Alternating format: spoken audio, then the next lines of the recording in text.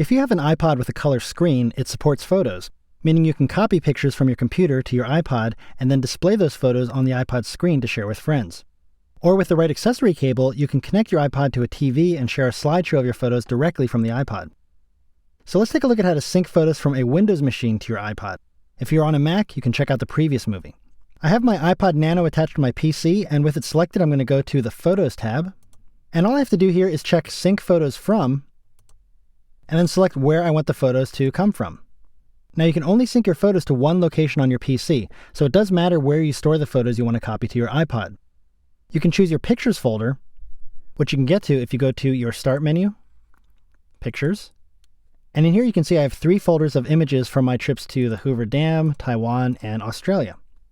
If I go back to iTunes, you can see I can choose to sync all the folders from my Pictures folder, or I can choose Selected Folders, which then lets me choose which folders of images I want to copy over to my iPod. You can see it detected all those image folders inside my main Pictures folder. So maybe I want my Australia and Taiwan pictures added to my iPod. Now you can choose any other folder on your computer if you have your photos stored elsewhere, but bear in mind that you can only choose one location for your photos to come from, so make sure all the photos you want to copy to your iPod are in the same place. Now when you copy photos to your iPod, iTunes will actually optimize them for the iPod before transferring them over. Since most cameras these days are taking anywhere from 7 to 12 megapixel or larger images, you probably don't want these huge files taking up space on your iPod when you're only going to be showing them on your iPod screen. Even if you're connecting your iPod to a TV, there's still no need to have the large file versions of your images on your iPod, so iTunes will compress the images so they don't take up much space. But if you use your iPod as a portable hard drive and you'd like to have the full resolution versions of your images available in case you want to print them out or copy them to another computer while you're out with your iPod, you can check Include Full Resolution Photos. This will place a copy of the full resolution photo into the Photos folder on your iPod. So you'll still be looking at the optimized version when you view the photos on your iPod's screen, but the full resolution versions will show up in the iPod's Photos folder when you connect it to a computer.